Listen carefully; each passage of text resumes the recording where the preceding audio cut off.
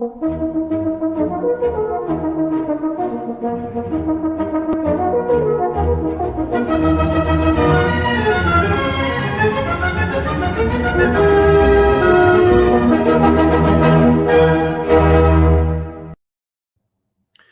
everyone. Welcome to another episode of Gray Matter. Well, I don't watch television very much anymore. When I used to, one of my favorite shows was called Mythbusters. You might remember the show. They would take apart some machine or something like that and see whether something that was accepted as an urban myth or in common parlance was actually true. Well, today's show is another in a series that we've been doing on science and medicine, but the theme really today is going to be myth busting.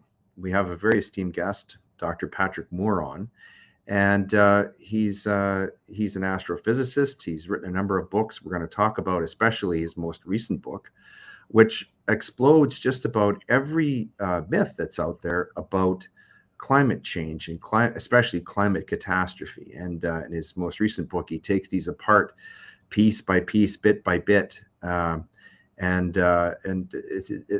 cannot recommend this book enough for anyone who's out there thinking that the sun god is going to destroy us. But before we get to him and introduce him properly, as we always do, we're going to go to our aphorisms board. And again, these are somewhat in our guest's honor.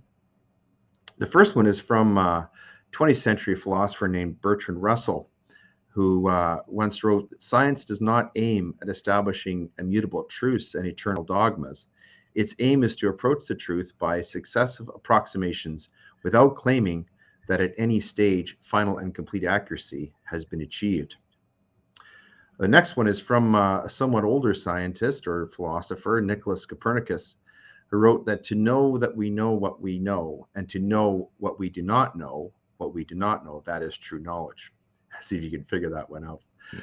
The next one is from an author that I think that both our guest and myself admired, the late Michael Crichton, who was quoted as saying, "We need to get environmentalism out of the sphere of religion. We need to stop the mythic fantasies, and we need to stop the doomsday predictions. We need to start doing hard science instead."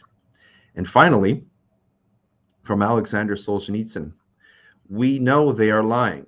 They know they are lying. They know that we know they are lying. We know that they know we know they are lying. And still they continue to lie." And one more, and this is from our esteemed guest, who once wrote, "I love nature and people are part of nature. All people and all living things. I believe in one human family, and that requires international communication and trade. Bioregionalism should not be used as an excuse for isolationism. All watersheds are connected. Environmentalism must be beyond nationalism, politics, and ideology. Biocentrism, life-centered thinking, is not the opposite of anthropocentrism, human-centered thinking.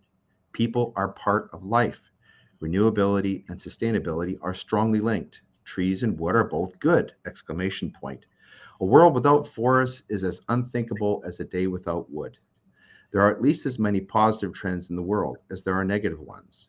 We are no more headed for doomsday than we are for nirvana, unless a large asteroid hits the Earth, in which case we will go to both places simultaneously."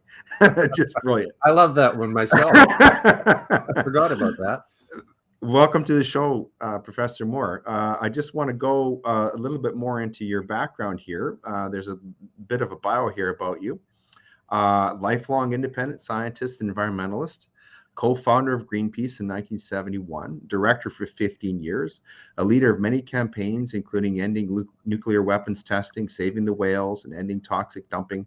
In the mid-1980s, you became disenchanted with the positions of his fellow Greenpeace directors, using misinformation, sensation, and fear for fundraising instead of using valid science.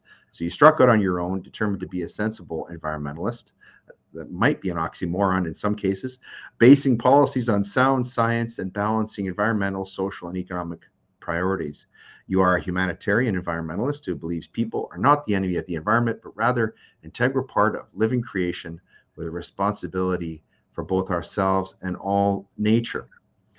Does that sound accurate to you? Is that an accurate description of yourself? Pretty close. Excellent. So It's difficult to know where to start with you because you've had such a long and distinguished career. But maybe we'll start here. There's a piece that came out earlier this week. Um, then this was published in the Western Standard, a publication you might be familiar with.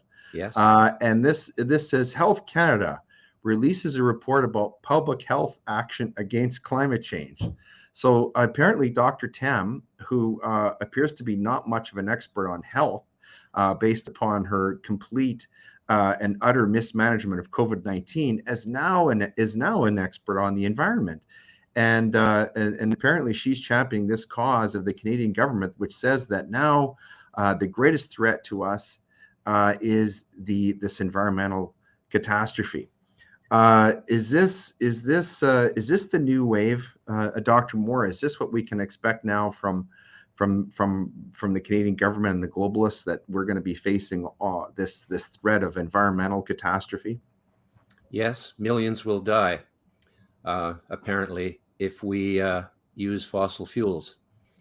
And when, on the other hand, the use of fossil fuels, both for energy and for the production of our most important fertilizer, which is nitrogen fertilizer, where we combine natural gas with nitrogen, you'll find that in many cases, such as the case against plastic, which is almost all made from fossil fuels, that the war on plastic is just a proxy for the war on fossil fuels.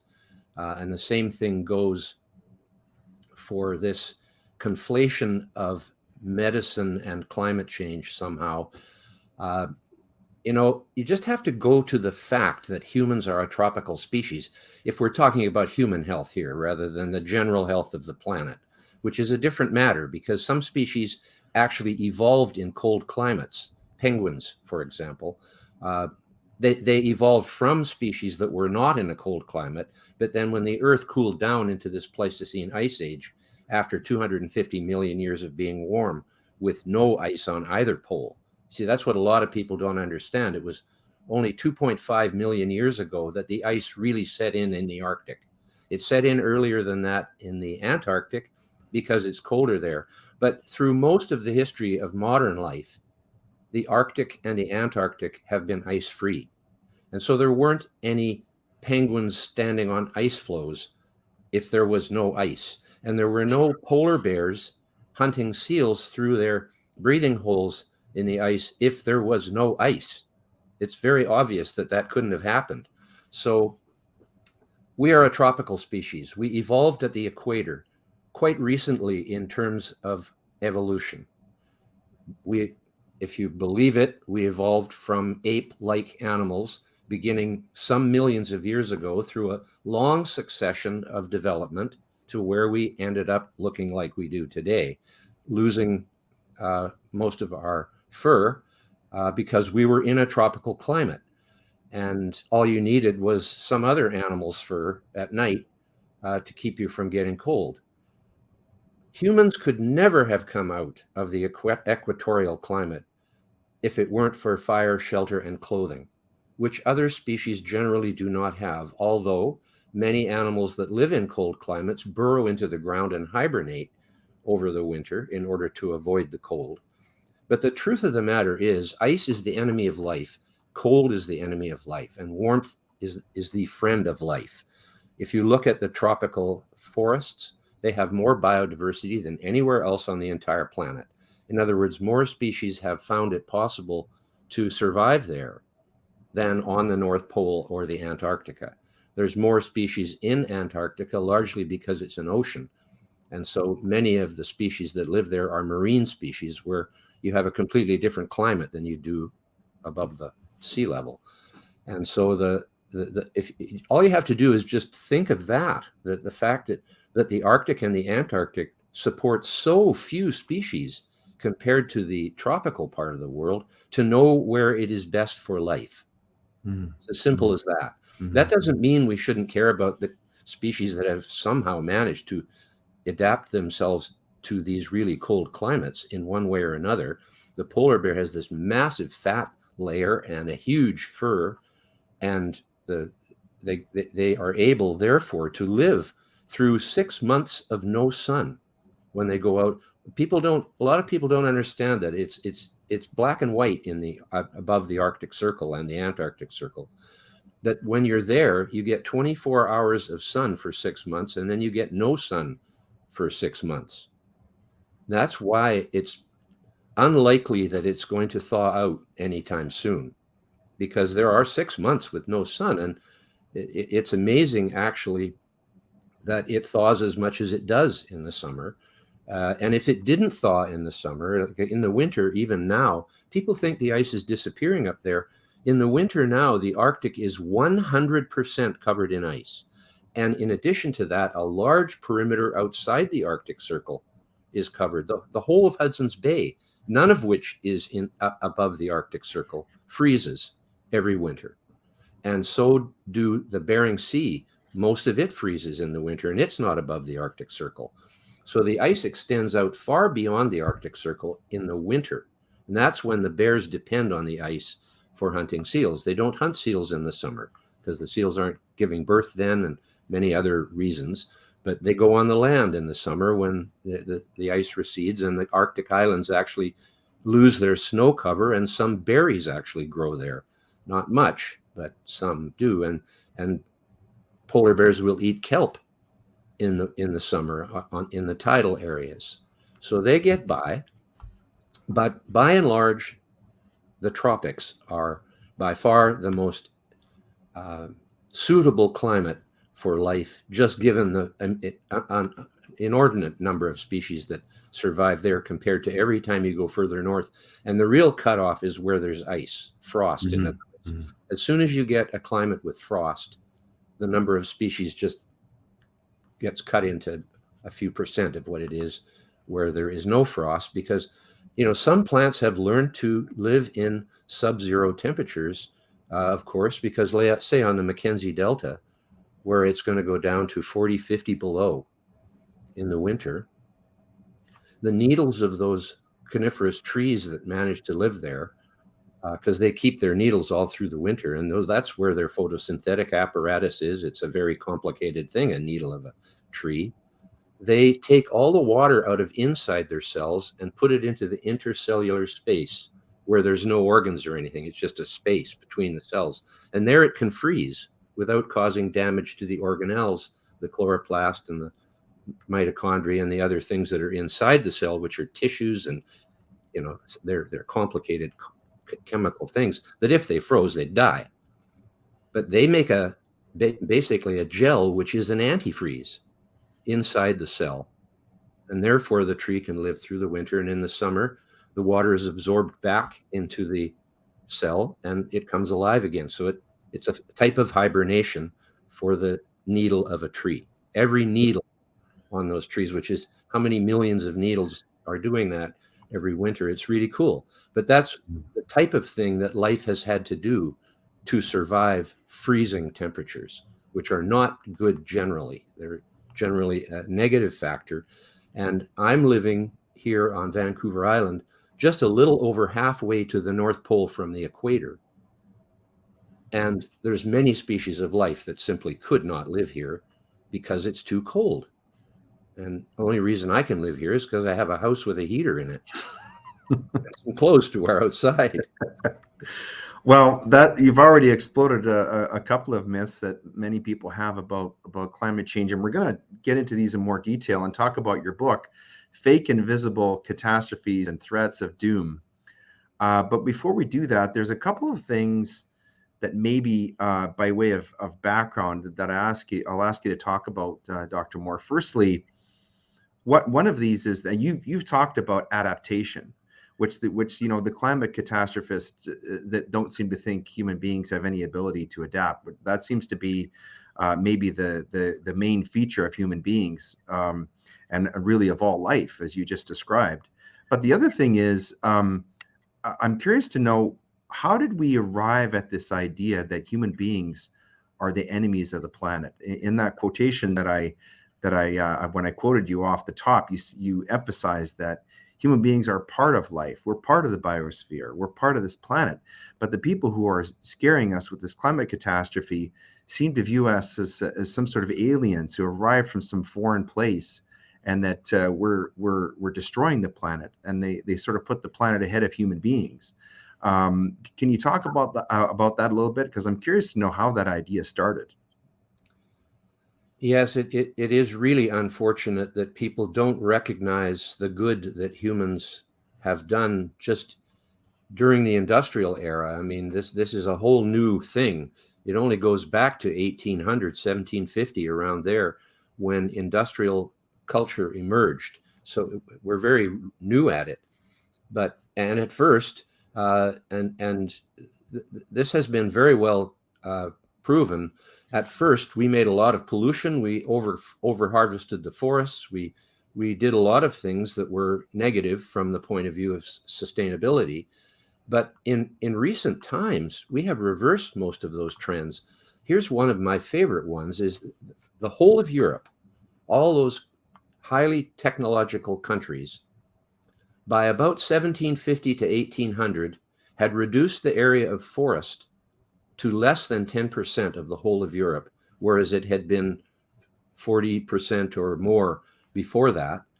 And this was because wood was used for every source of energy, for heating all the buildings, for steel mills and glass works and steam engines and running trains, and all the things that needed energy was all supplied by wood. So the forests were depleted.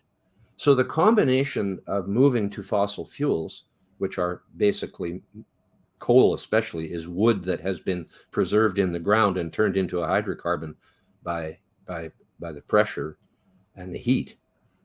That's what we're using now. And as a result, we still use a lot of wood, but because the forests were depleted, smart people realized that they needed to learn how to grow trees and how to breed trees and how to plant trees, and in other words, how to renew the forest after they'd cut it. And that is why silviculture began in Europe, the science of growing trees as opposed to food, which started 10,000 years ago. But no one had to figure out how to grow trees because there were so many of them and all over the world, so abundant, that nowhere else except that original technological civilization that evolved in Europe had depleted them yet.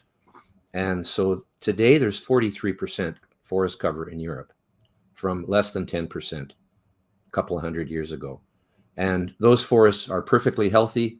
They are full of biodiversity. They're managed, most of them. There are wild forests in Europe as well. Most of them are managed. But the beauty of forestry is foresters don't mind other species being in there. Whereas farmers growing wheat and corn, they don't like any other species, hardly. I mean, there are some that are benign, but most of them are there to try to eat their crops. And whether it's insects or animals or birds, I mean, everything, right? So farming does produce a fairly sterile environment from that point of view.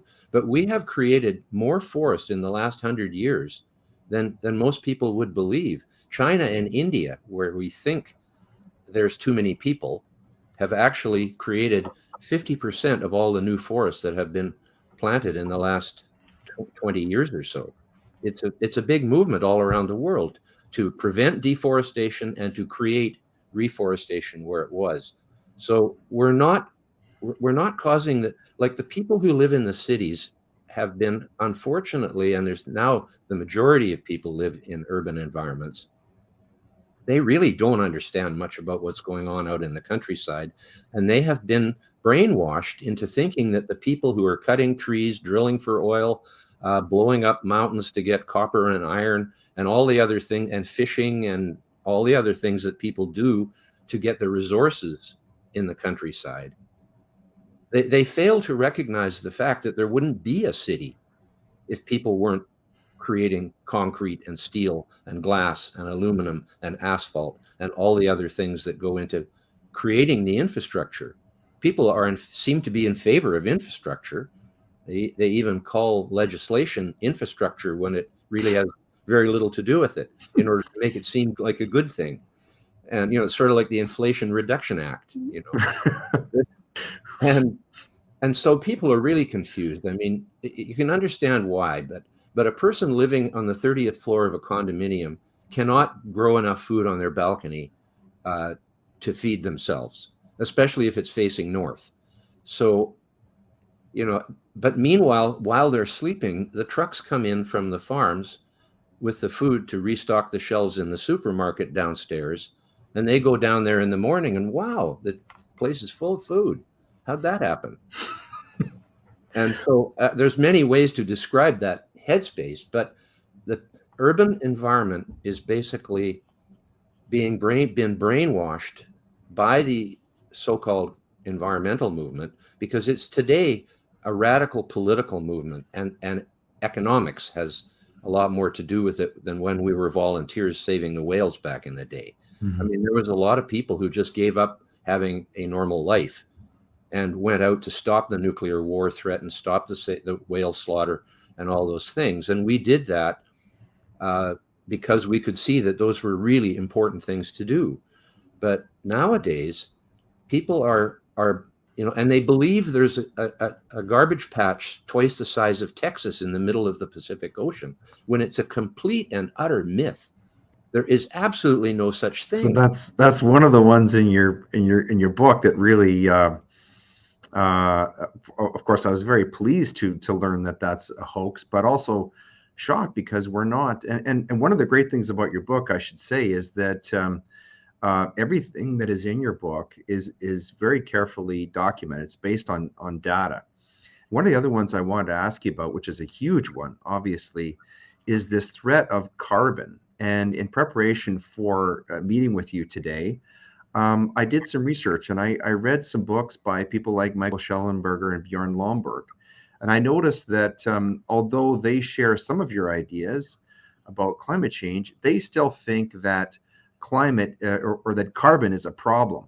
But this is one of the big myths that you explode in your book. In fact, you said something quite shocking, and I hope I have this correct, is that actually, were it not for the adaptation of human beings to start harvesting and burning fossil fuels, that the Earth might very well be in a much more serious climate problem, if there is one, than we have right now. In other words, and I hope I have this right, that the burning of fossil fuels might be staving off an ice age. Do I have that correct, or do I have that close to the mark in terms of what's in your book? No, not really, because it isn't about the temperature. Okay. And one thing I do think that people should understand is that anybody who calls carbon dioxide carbon should not be listened to anymore. Just don't talk to them anymore, because they don't understand what they're talking about, and they're using pure propaganda. That would be like calling water hydrogen.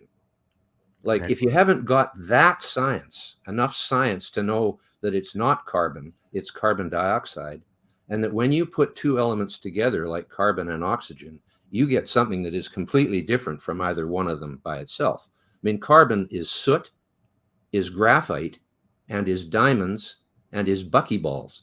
It's one of the most versatile shapeshifters in the whole atomic spectrum.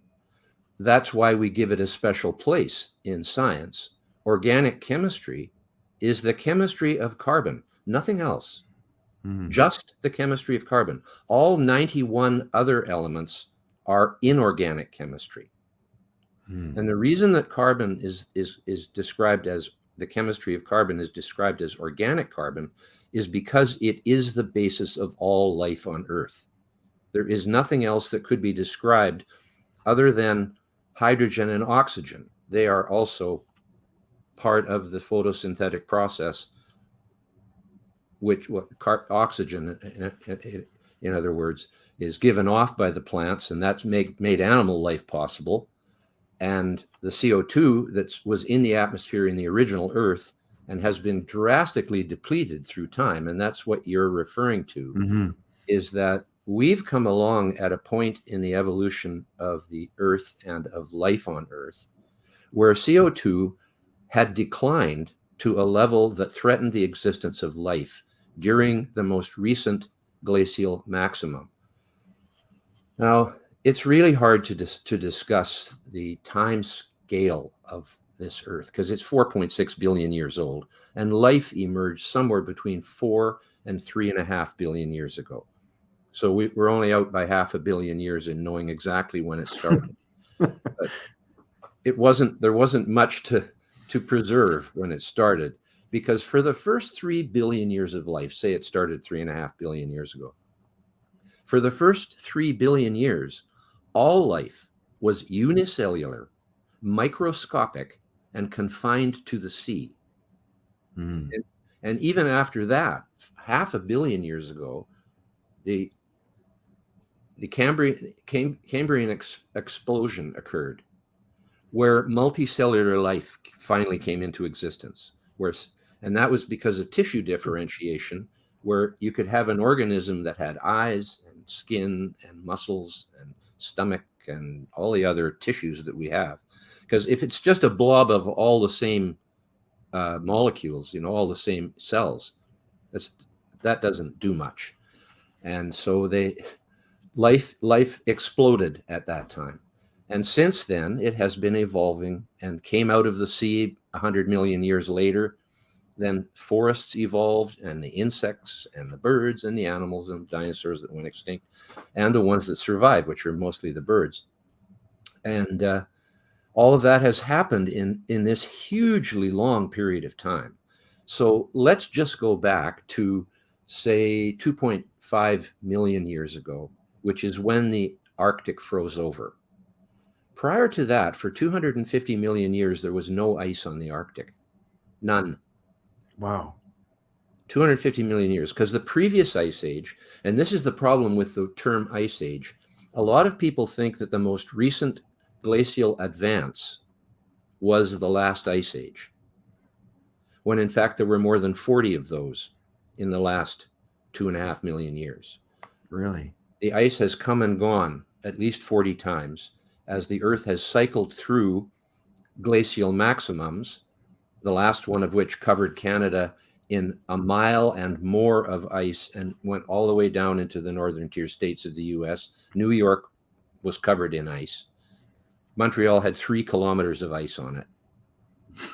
And up in Hudson's Bay, it was more like 5 kilometers of ice.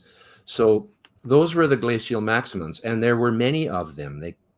They came every 100,000 years for the last million years. And before that, the previous 1.6 million years, they came every 40,000 years or so, in concert with the Milankovitch cycles, which are caused by the gravitational effect of Jupiter on the Earth's rotation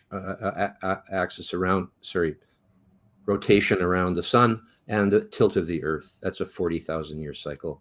The 100,000 year cycle is the one that affects the shape of the Earth's orbit. Just happens to be coincidentally that those tie in with these cycles. So we do know something about the way the cycles of the Earth work, but we sure don't know everything. Mm-hmm. And what we do know is that CO2 during the most recent glacial advance, which peaked about 18 to 20,000 years ago, CO2 came down to 180 parts per million, which is 0.018%.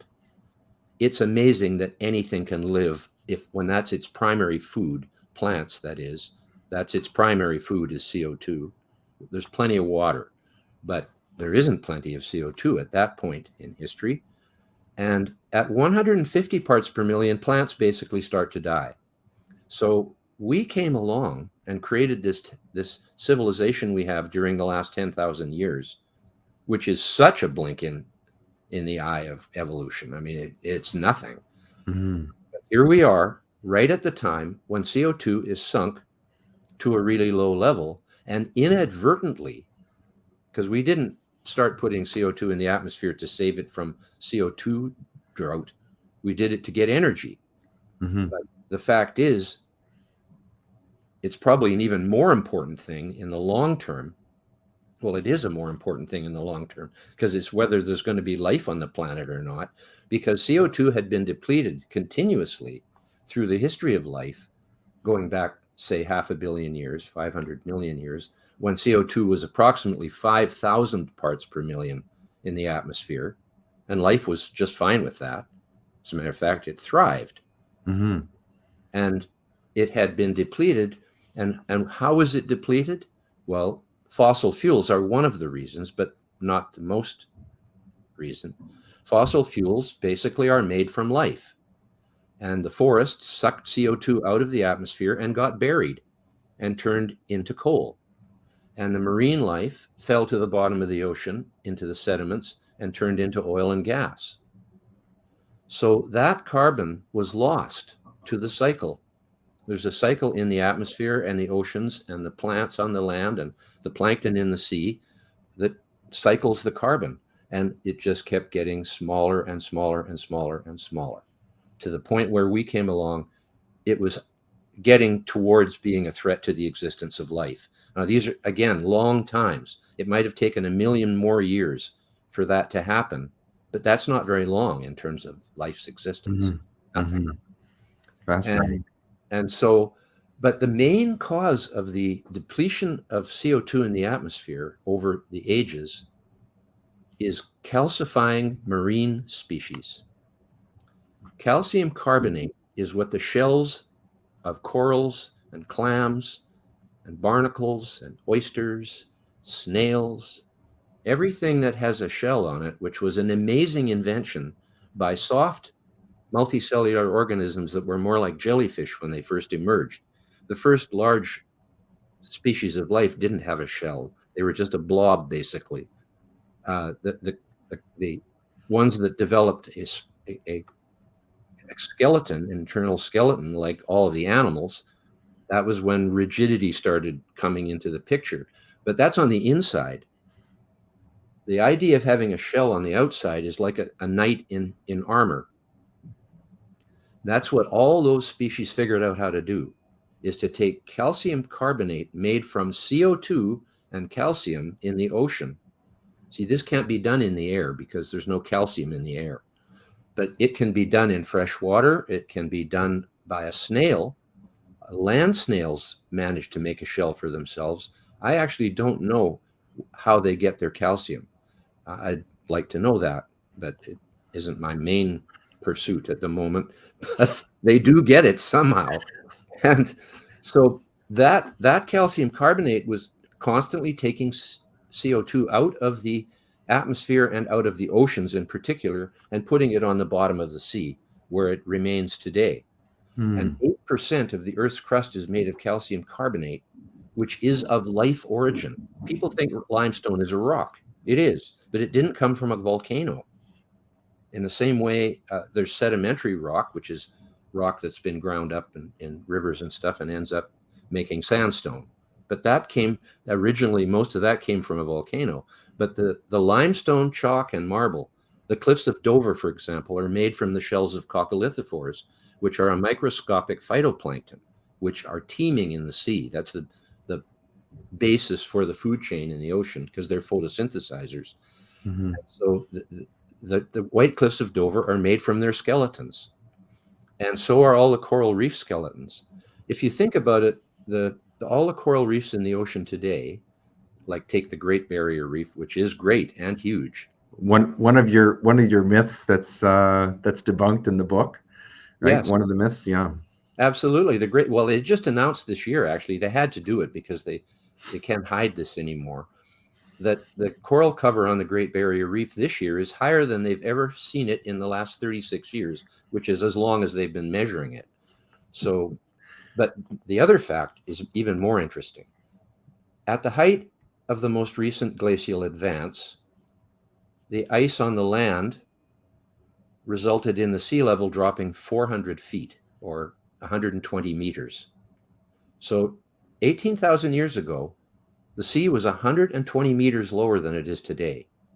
The coral reefs had to grow 120 meters to exist today, and they did. And by doing so, they left 120 meters of calcium carbonate underneath them. And in parts of the world, it's even deeper than that, because it was mountains that were emerging, different reasons why. But the amount of calcium carbonate produced by coral is estimated to be about 50% of all the calcium carbonate that is created by marine calcifying species that make shells. And so that is why that is responsible for at least 90% of the carbon dioxide that's been lost to the life cycle of the oceans and the air and the plants on land and all of that. And so that's where it went. And we have come along, and through the production of cement, which is made from limestone, calcium carbonate is turned into calcium oxide, releasing CO2. So about 10% of our CO2 emissions are from cement production, and about 90% are, and that is from the shells of old creatures. And 90% of it is from the fossil fuels, which is different than that. It's the living part of the plants and animals that were turned into fossil fuels. But Inder Goklani, who is a longtime civil servant in the U.S. government at a high level, he wrote a book on the precautionary principle. It was brilliant. And he's been in so many different fields of study. He said the other day that fossil fuels are the greenest of all energy sources. Really? And what I realized about that was I've been upset with the use of the word green for a long time, because it is purely a marketing term. It has absolutely nothing to do with anything substantial or technical or scientific. It's a color. How then did you arrive at Greenpeace? Because of life. Right? Right. Mm-hmm. Fossil fuels were made by life. Right. That's just a fact. Life made fossil fuels. They support life. Yes, and in that sense, I'm not saying that fossil fuels are sustainable in the long term, right. but there's enough of them to last a great deal of time, especially now that we've learned where there's more and how to get at them and all the rest. Mm-hmm. You know, there was it was only a couple decades ago that they were talking about the end of fossil fuels. Right. And I and others knew that was just a joke, but books were written about it, et cetera, and there's lots of fossil fuels still to be found, and some interesting facts about. But let's just look at the word green for a minute. In my previous book, Confessions of a Greenpeace Dropout, I had a little ditty that went renewable, clean, sustainable, and green. And a lot of people think all those words are sort of mean the same thing, but they don't. They're very distinct from one another. Renewable means self-replicating, like a tree. Mm-hmm. Wind turbines and solar farms are not renewable, right? But they somehow manage to call them that. They don't make themselves. They don't grow in the ground like a tree or a food crop. So that's what renewable means. It's simple. It means part of life, basically. And then like nuclear, for example, is not renewable. Not renewable. Okay. Well, yes, but some people want to call it that because it's virtually infinite amount of fuel available for it. But right. You can't call it renewable because the plant itself is made of concrete and steel and aluminum and a ton of other stuff. Right. It's not renewable, but it may well be sustainable. And we'll get to that in a minute. Okay. So clean means not polluting. Renewable, clean. Clean means, and pollution is a value judgment to some extent, because nothing is 100% clean, right? So there's always going to be some things that you wouldn't want a lot of, but as long as there's only a certain amount of it, it's not dangerous. So, and the poison is in the dose. That's the first rule of toxicology.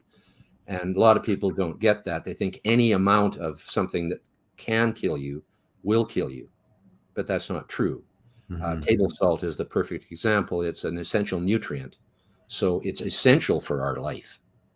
But take a half a cup of it in and you die, because it will dehydrate your whole internals. So there are many things which are necessary at a certain lower level and then don't matter at a certain, you've already got enough of it, but still not hurting you. And then it starts to hurt you. So clean means having an environment in which you are not exposed to things that are going to kill you every day type thing. And we've done very well, actually, at cleaning up the air and the water. And Greenpeace had a lot to do with that, especially in Europe with the rivers being polluted by factories. We had a campaign there with a riverboat that went up the rivers and plugged the pipes underwater that factories were putting into the Rhine and the Elbe and the Thames and all the other rivers. They were dead. Whereas North America, Canada, and the U.S. adopted pretty decent air and water pollution regulations in the early 70s. But Europe didn't. And so we corrected that in the sort of late 70s, early 80s. But okay, so that's clean. Sustainable means that it will last a long time at the present rate of use. It doesn't mean it has to be renewable, though, because iron ore is not renewable, but there's more of it than we could possibly ever use in a million years in the Earth's crust. So iron is sustainable, although you have to have an energy supply to make it, but that can be nuclear, and it is also extremely sustainable, even though it's not renewable. So sustainable is a really important term because it isn't sustainable to overfish a living resource, even though it's renewable. It's not sustainable to overharvest a forest, even though it's renewable. So renewable and sustainable are very, very different terms. And then you come to green, which is technically indefinable, has no meaning other than it's good. Right? There's no other meaning. And so they just decide what's good for their political and economic agendas.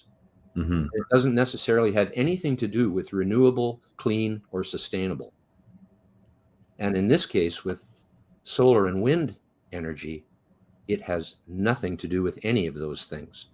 Because I've said for a long time that all the wind farms and solar installations should have to be produced with wind and solar energy. They should have to make the technology with solar power. Then they would find out that there was no energy left to do anything else with, and probably not enough to even do that with. Because the mining, and this is coming out now, that Mark Mills of the Manhattan Institute is the expert on this, has calculated how much of all these resources, especially concrete for wind turbines, they used 100 times as much concrete as a gas plant to make a wind turbine of the same amount of output. But the real problem with wind and solar can be explained very quickly. Okay, you build enough wind and solar to provide the amount of electricity needed, 100% of it needed for the peak of a city and the industry around it. So there you've got it. Well, most of the time it isn't blowing hard enough to get the peak, and most of the time the sun isn't shining hard enough to get the peak in the early morning, in the afternoon, when it's cloudy all night. That's for the solar. And for the wind, it just comes and goes in erratic patterns that nobody can predict ahead of time. And so, therefore, if you're going to use batteries, which these people are now actually saying that we can use batteries and get rid of all the gas and coal and nuclear. If you're going to use batteries, when are you going to charge the batteries? You can't charge it when the wind and solar isn't working, because that's the only thing you have that makes electricity. It's like people think batteries make electricity, but they don't. You have to pump it into them from something. So now, in order to charge the battery, seeing as though the wind and solar barely provides 1/3 of the energy at any given time that you're going to need, you have to have at least 3 times as much capacity now, because the only time you can charge the batteries is when you're also supplying the entire grid with the amount of energy that it needs. And then there's the batteries. I wasn't even talking about the batteries there, about how much it's going to cost. First, you have to build 3 times as much infrastructure for electricity production. And that costs more than any of the other technologies in itself. They pretend that it's cheaper because of the subsidies and the tax breaks. Like when General Electric makes a jet engine and then makes a wind turbine, it can take the costs of the wind turbine and subtract it from the taxes that would be on the jet engine, even though it's a fossil fuel engine. So that kind of hocus pocus is going on all over the place. And then there are the mandates where governments force utilities to buy the wind and solar, even when there's cheaper energy available and more reliable energy available. So the batteries are going to cost more than the whole wind and solar itself, but actually it's impossible, because there isn't enough resources in the world to make that many batteries. So the whole thing is a house of cards that will soon fall apart. And it will fall apart when blackouts start in earnest. At least I hope somebody pioneers that so the rest of the world can avoid having to go there. But that's basically what's happening on that front. It seems like Germany is very on the cusp of pioneering that, given that they've gone away from the nuclear and coal, and they've gone so hard into solar and wind, and they're finding out now with their reliance on Russia and Mr. Putin for fossil fuels that this was really bad policy. But I want to get into someone you called your punching bag, a certain British narrator, and some of the falsehoods that are some of these other falsehoods that some of these other myths that are talked about in your book.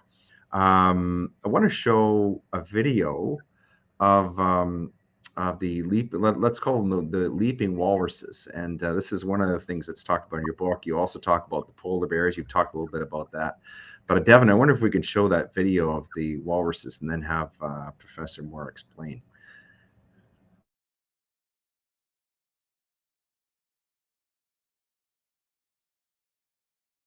They'd be on the ice right now if they could be, but there's no option but to come to land. And they're just a danger unto themselves. Really hard to watch and witness this. It's just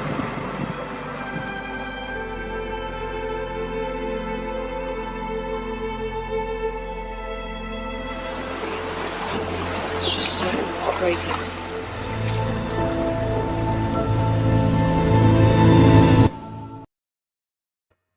So this is very hard to watch, these animals destroying themselves, but this was popularized in certain nature series as being the result of climate change. But you reveal in your book, Professor Moore, that this is actually a complete hoax, right? It's a complete hoax on so many fronts. He loves to use pretty women to wrench at the hearts of the masses. But first he says, the walrus's home is on the ice. No. It's true that in the winter, the polar bear's home is on the ice, but the walrus's home is in the ocean, that's where it feeds. Usually your home is close to where you feed. They feed off the bottom with their tusks, so they cannot go very far away from shore. They're purely a coastal animal. Attenborough implies that going on the land is a last resort for them, like when there's no ice, when in fact the whole north coast of Russia loses its ice in the summer. And the walruses cannot go where it's 6,000 feet deep and stay on the ice because they can't dive that deep. They have to be on the coast. And that's why that place, the rookery where the walruses were filmed by him, is an official walrus sanctuary designated by the Russian government. Why would they designate a walrus sanctuary in a place where walruses didn't want to go, as if they were escaping from the sea because there was no ice? So that at a habitat level, that's a huge lie right there to begin with.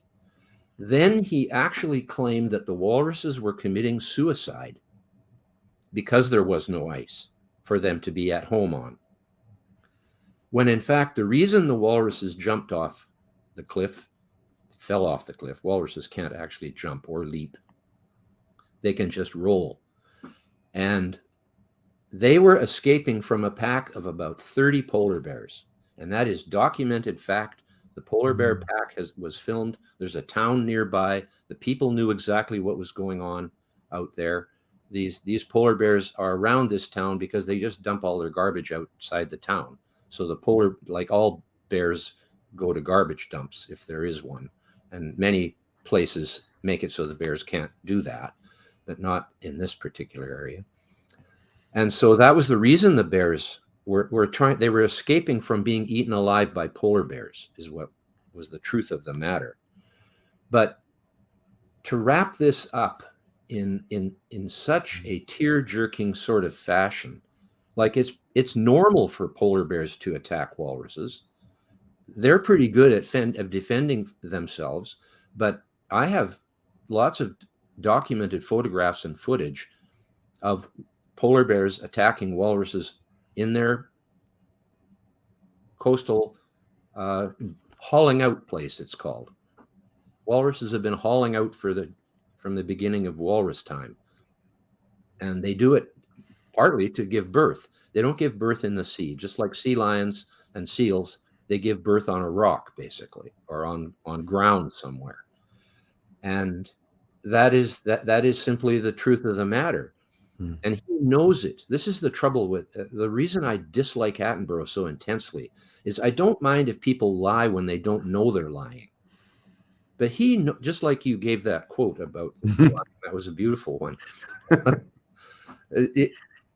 He knows he's lying about this. And he also knows he is lying about plastic in the ocean, killing the birds.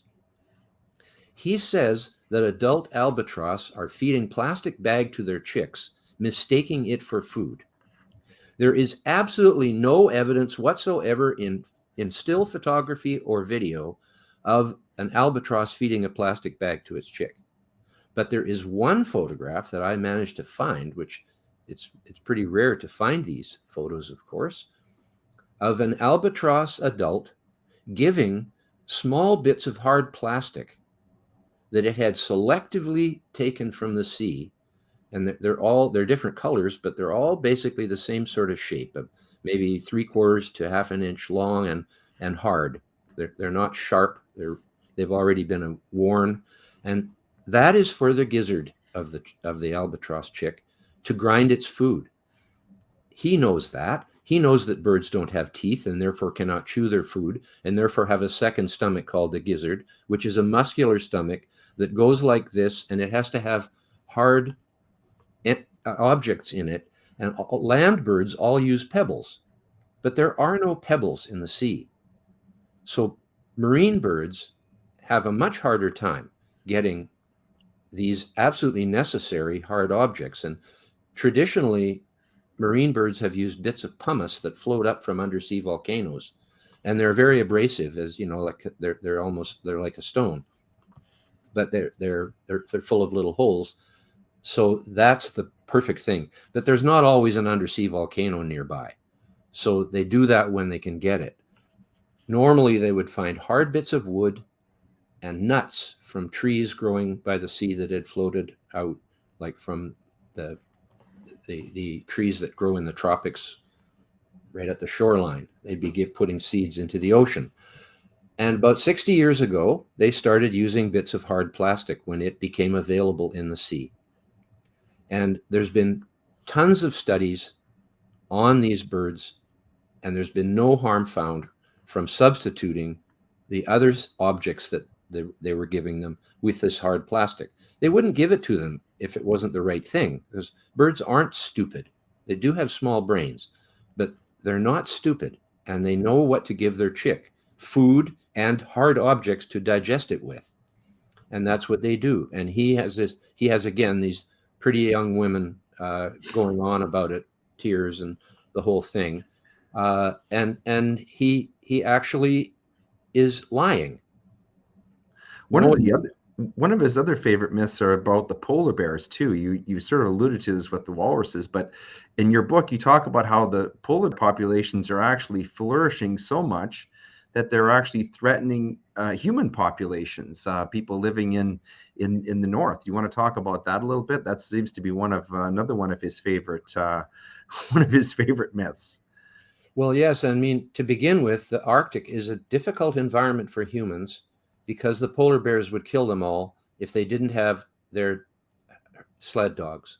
That was what made it possible for them to live there, is that they had a large group of quite carnivorous type dogs to protect them from the polar bears.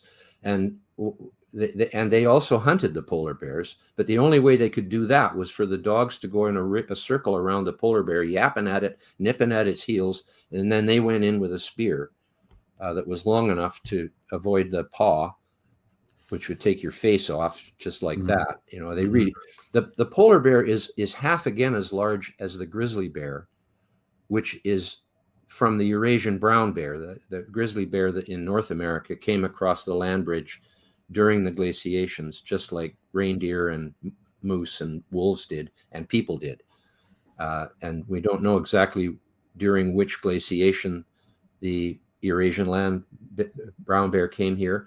But on the other side of the world, in Russia, where the ice comes to the land every winter, the Eurasian brown bear, when that started happening a couple of million years ago, they ventured out onto the ice and learned to hunt seals and gradually turned into polar bears.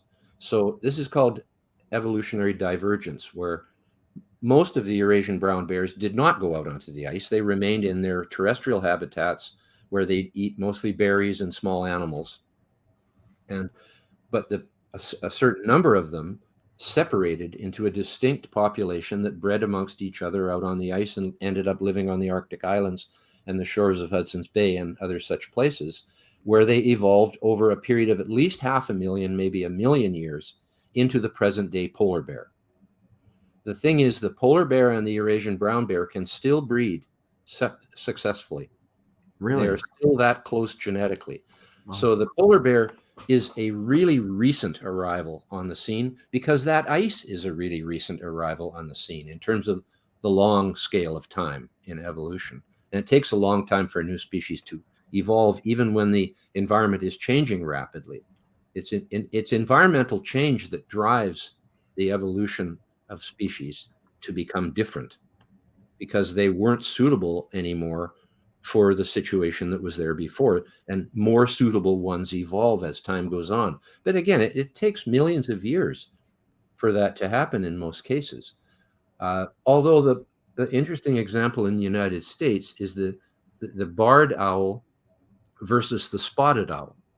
They were the same species until these glaciations started happening and cut them off at the Rocky Mountains and the big mountain chain, made them into two separate regions, the east and the west. And as a result, they became interbreeding in separate places, and one ended up with bars on its chest and the other one ended up with spots, but otherwise they're identical and they can breed with each other still to this day. So they're very similar to what happened with the polar bear and the Eurasian brown bear, although that is a somewhat more extreme example over a longer period of time. The polar bear has evolved only because of climate change. That's the ironic part of this. There wouldn't be any polar bears if the ice hadn't come onto the Arctic. The Eurasian brown bear would have remained the same. So the polar bear owes its existence to climate change. It is not threatened by climate change. It owes its existence to it. And incredible. The fact is the ice on the Arctic has shrunk to far lower levels than it's at now, not that long ago, during the evolution of the polar bear. The previous 3 interglacial periods, this is the Holocene. The last one, 100,000 years ago, was the Eemian. And then my book has the names of the 2 before that, which I can't remember right now. We haven't named them all 40 of them, but we've named the most recent ones. They were warmer than this one. The Pleistocene Ice Age is still getting colder. It's getting colder at the depths of the glaciation cycles. And that's all very clear in the record of marine sediments taken all around the Arctic. It shows that the temperature has actually continuously gone down, the low temperature. The high temperature hasn't changed that much in the last 1,000,000 years or so, except that this particular interglacial is colder than the 3 previous ones that are 100, 200, and 300,000 years ago. And so that says something. There's actually a lot of information that if people were interested in knowing about it, they would realize very quickly that CO2 is not the control knob of global temperature. As a matter of fact, it is an insignificant player. The water vapor in the air and the water in the clouds and the water in the oceans and the ice in the Arctic and Antarctica are so much more influential in the changes in average climate around the Earth that CO2 doesn't even really matter. Now they're talking about nitrogen dioxide and methane, which are even smaller influences, which are overwhelmed by water in virtually every situation you can imagine. And in order to understand how powerful water vapor is as a greenhouse gas, it's instructional to go to a tropical rainforest versus a hot desert. And say they both get up to the same temperature in the daytime. And then on a cloudless night, but in the tropical area, you'll have 90% humidity in the air. In the desert, you might have 10. The desert cools twice as fast at night because the water vapor is not there to act as a greenhouse gas. And water vapor is at least 95% of the greenhouse gas effect. Some people say 90, so okay, 90 to 95. Whereas CO2 is a very minor component. So water vapor overcomes the effect of CO2 in so many different ways that CO2 should not be regarded as having any fundamental control on global temperature. And you can see that if you look at the graph of CO2 versus temperature going back 500 million years. Temperature has just gone up and down through warm periods and cold periods, whereas CO2 has gone, boom, down. Again, because of the things I talked about previously, the fossil fuels and the coral. So this is real science versus political science. There are a dozen different sort of myths that you debunk in your book, Professor, and you've gone through a number of them. But one more that I'd like you to hit on, if you would, is the connection between COVID-19 and this sort of climate catastrophe agenda. Talk about that a little bit in the book. Would you mind just elaborating on that a little bit? There isn't any. That would be That's my simple. fundamental analysis of it. Of course there isn't. I mean, they're still trying to hang on to the idea that this wasn't caused by human laboratory work. They're still trying that on the, what do they think we are? I mean, it's obvious. Come back to Solzhenitsyn, right? Why didn't the bat virus get out 200 years ago? There was people all around the place. And, you know, it's so ridiculous to say that came from bats. The most recent thing is so the most recent thing is there's actually a connection between a real connection between COVID-19 and the virus and a lab in Winnipeg. And of course, all this information is being suppressed. So this is. I want to know why. There's no question that they're doing it, but what is the reason for it? They don't know. Well, they can't tell us the reason for it because they deny that they're doing it. And I don't want to live in this world if they're going to do those sort of things. I mean, this is really ridiculous. But I'm not a COVID expert. I did have COVID, and it was the sickest I've ever been in my life. Yeah. But I did survive it and have no real serious after effects. I think most of the after effects I have are from the booster shot I took after. I had actually serious bodily things happen to me with the Moderna booster shot. The Pfizer 2 shots I took from Pfizer did not have any noticeable impact on me, except that I got COVID after I got the first one. So I'm a living proof that it doesn't prevent the disease from occurring. And so I just shake my head at all that. I read about it. I try to keep abreast of it, but I never pretend that I'm an expert about anything around it. I just know it was made by people, that thing. Yeah. One thing you are an expert on, and I'd ask you to talk about this a little bit, is this idea that millions of species are facing extinction due to climate change. This was one that really, again, many of the things you talk about in your book were a shock to me, because I'd accepted this as sort of a general wisdom in the public sphere. But then when I actually saw you make out the case, it made so much sense. Could you elaborate on that one a little bit? Yes. Well, the United Nations people, which I was unfortunate enough to have to sit near in a congressional committee hearing on the extinction, they claim that even though we only know of 1.7 million species, we have names for them and we have pictures of them and etc., They claim that there are, in fact, more than 7 million species, that is the best estimate that scientists have come up with. That's how they put it, the best estimate. How they achieved that estimate is completely unknown, seeing as though these species have no names, no photographs of them, no actual, any kind of evidence that they actually exist. So then they say, okay, so that there's 8 million, nearly 7 to 8 million species, and they claim that 1 million of them will go extinct in the next 20 years or whatever. Well, 2 million of them could go extinct and you never know what had happened because you didn't know they existed in the first place. What kind of a scientific argument is that? And that's what they said in front of the Congress of the United States. And then after me and Mark Morano and I gave our pitch, the Congress of the United States threw away the entire meeting and went and had another committee with these bunch of UN fakes and didn't invite us to it. And that was the official record of that subject in the Congress of the United States. That just happened a couple of years ago.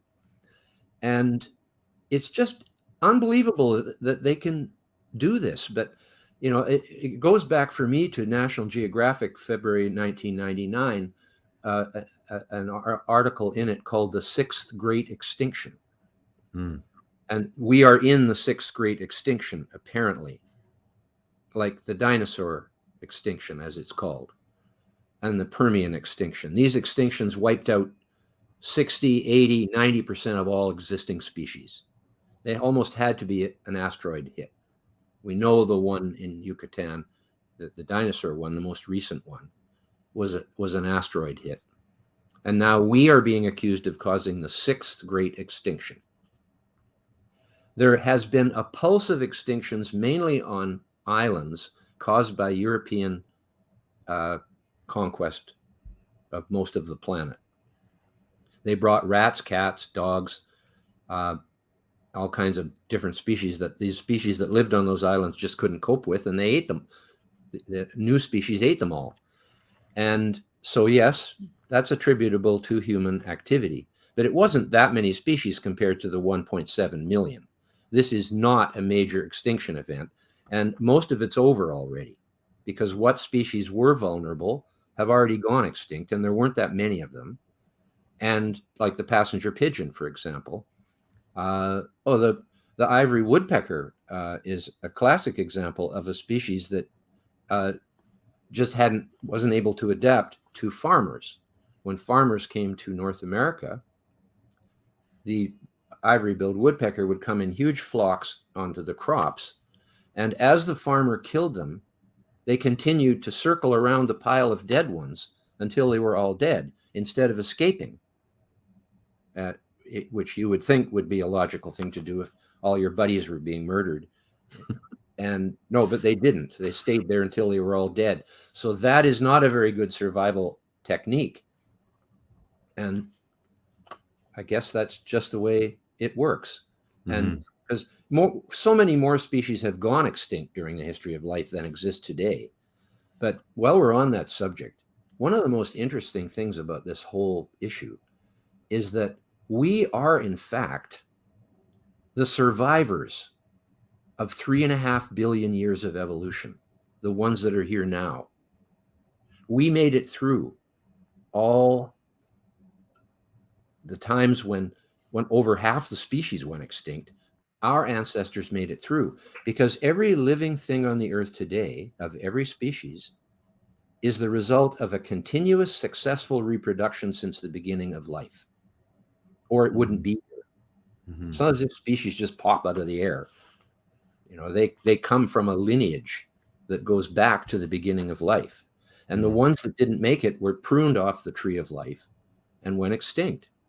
And so we are the toughest badass bunch of species that ever lived, because we've lived through more adversity and climate change and volcanic activity and all the rest of it, and wars.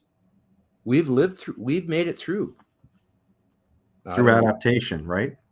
Yes, through Right. adaptation and survival, just basic survival due to adaptation. And it's not just us, of course, it's all the insects, which are half the species on Earth, have all made it, because they all came out of the sea just like our ancestors did. Right. Everything that's on the land came out of the sea originally and evolved into all these creatures that we have today.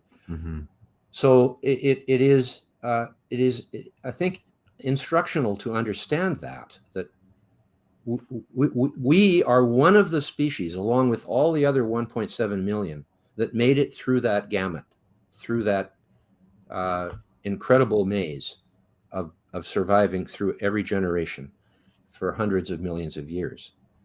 And so that's to me, that's the miracle of life, kind of. You know, I'm not a what do you call, institutionally religious person. Right. But I am religious in the sense that I think it's a miracle. Yeah. Yeah. That is a very fascinating take, because it goes so much against the grain of what we're being told. That sounds like a success story. That story sounds inspiring.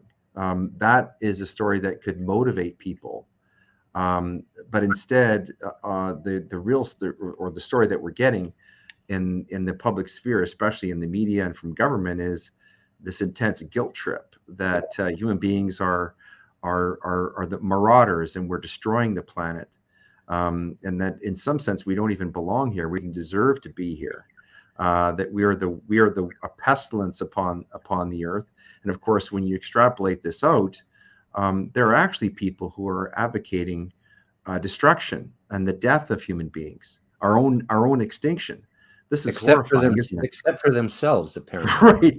Right. I often posit, wouldn't it be a nice world if there was nobody who didn't think that the people should be here? You know, what's the matter with these people? Why are they still here if they don't think people should be here? Sure. And that sort of drives me crazy a little bit. But we are here, and we're not evil. You know, I mean, there are bad people. Just there's probably bad dogs too, I guess. You know, and bad bees. But and I do believe that humans are capable of being nastier than most other species are to themselves. Mostly, I mean, war is the ultimate evil in the human species. Yeah, and is continuing to happen, even though I thought maybe we were finished with that. But no chance of that. It does a lot of damage to the planet too, doesn't it? Yeah. Hell of a mess. Yeah, the most interesting thing to me is that we are still here, and people seem to think we don't deserve to be. And it starts with fear, though. The whole thing starts with fear, which leads to guilt, which leads to self-loathing. Yeah, that's the synthesis, right? That, I believe, is the train of thought that gets people to end up thinking that we are unworthy as a species. And where that comes from, I don't know. I don't have a lot of it myself. I'm happy being me, and being in this world. I mean, what a gift it is to be a living thing that has consciousness and can see the stars. And, you know, I mean, wow. So true. How did that happen? So true. How did I get here? That's the wonderful thing about, I must say, about your book, is it does celebrate that. It celebrates life. In debunking these myths, it celebrates life, and it tells the truth. Well, Dr. Moore, it's been just an absolute pleasure talking with you. We've taken a lot of your time. We know from conversation before we started recording this program, you've been traveling a lot, and you've been getting through on coffee. But we're at the part of the show that we call the reading list. This is going to be difficult for you because obviously you're so well read. But I've picked out a couple of books in addition to the one we've been talking about that I'm going to recommend to people, and then I'm going to ask you to sort of mine your best ideas about things that either you've written or that you've read that would be very useful and edifying to people who are taking in this podcast. So we talked about this book, Fake Invisible Catastrophes and Threats of Doom. Just a brilliant book. I can't recommend this one enough. It's the best thing I've read on climate change. And as I said, it's a celebration of life and the truth. And I think people who read it, it will allay a lot of their fears, as Dr. Moore talked about climate change. Another book that I'm going to recommend from Dr. Moore that I've also read, and he mentioned it, is Confessions of a Greenpeace Dropout. This is described as thinking of a sensible environmentalist as Dr. Patrick Moore's engaging firsthand account of his many years spent as the ultimate Greenpeace insider, a co-founder and leader in the organization's top committee. He explains why 15 years after co-founding it, he left Greenpeace to establish a more sensible, science-based approach to environmentalism that he's been talking about today, and which is also elucidated upon in his more recent book. The next book that I'm going to mention is a work of fiction, but I mention it, I have to say, because he's one of my favorite authors. It's the late Michael Crichton. I love his books because they always start with they're science fiction, but they always start in some degree of science, like, of course, Jurassic Park was this idea that, dinosaur DNA was trapped in anthracite and from mosquito blood. But the book that I'm recommending here is called State of Fear. And it's just a brilliant book that tells it tells a story. It's almost an allegory of the environmental scare industry. This book was written in the 1990s, but it's so prescient. And the plot is when a group of eco-terrorists engage in a global conspiracy to generate weather-related natural disasters, to environmental lawyer Peter Evans and his team to uncover the subterfuge. I won't spoil the rest, but one of my favorite parts of the book is when an actor who's, I think, loosely based on people like Robert Redford and Leonardo DiCaprio gets shoved out of a helicopter. That's my favorite scene in the book. But anyway, I won't spoil the plot for you. But it's a wonderful book, as all of his works are. And as I said, it tells kind of a fictional story that still tells truth about some of the things that Dr. Moore talks about in his own work. So those are my selections. Dr. Moore, are there ones that you could add to that, to our reading list on gray matter? Well, I don't read a lot of books, Leighton. I read short pieces that are concise. Well, so that's great too. Yeah, that's how I try to focus on as much information as I can possibly get, rather than wading through a thick tome. But I loved State of Fear. It's a wonderful book, and Michael Crichton is my hero. It's too bad he was a chain-smoking doctor. Not everybody is perfect. But that's why he died so young, and he could have been another 20 years. Yeah, yes, it was a pity. He was a wonderful individual. Books. Oh yes, the book that's written that is after a Christmas movie. State. No, that's.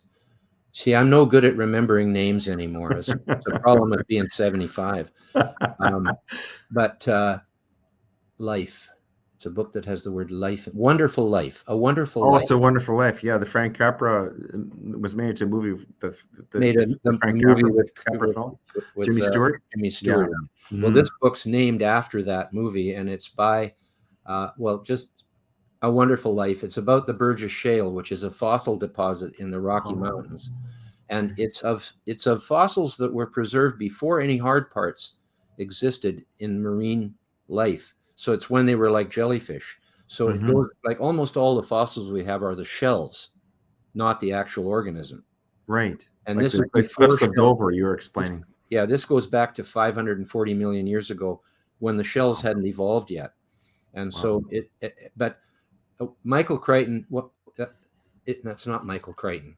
It's A Wonderful Life by professor from New York, from Columbia University. And he says if we wound evolution back to the beginning and let it start again, it would never turn out the same way twice. That's one of his brilliant ideas. Wow. Yeah, he is brilliant. Punctuated equilibrium is attributed to his work. He put Darwin and Velikovsky in the same theory. Velikovsky said that evolution happens when catastrophe happens, like when extinction events happen, and the environment changes quickly, then species change quickly. And so punctuated equilibrium means that the equilibrium of long periods where nothing much changes, because nothing does change much in terms of the environment, and then suddenly there's a cataclysm and things change quickly. So that was something he contributed. Whoever he is. We'll look it up. Have no fear. I must have that book. It's probably upstairs, that book, in my important bookshelf. Devin is very resourceful at this, and have no fear, he will find out who is the author of that book, and it will be on our reading list. Excellent. Thanks, Leighton. So, yes, Dr. Moore, I want to thank you so much. You really are a national treasure. I hope it doesn't embarrass you to say that. It's just a shame that we don't have more people like you, scientific people, telling the truth to Canadians and the world about what's going on with the climate. I want to also express not only my gratitude to you for being with us today and sharing your mind and your thoughts and your books, but also I also want to express appreciation to the Frontier Center for connecting us. And for giving us the opportunity to talk to you today and document this conversation. And so I just want to thank you. We're very grateful to have you on the program, and really honored to have this conversation with you and to document your books and your ideas today on Gray Matter. So thanks so much for being our special guest today, sir. Thank you very much. It's been a pleasure.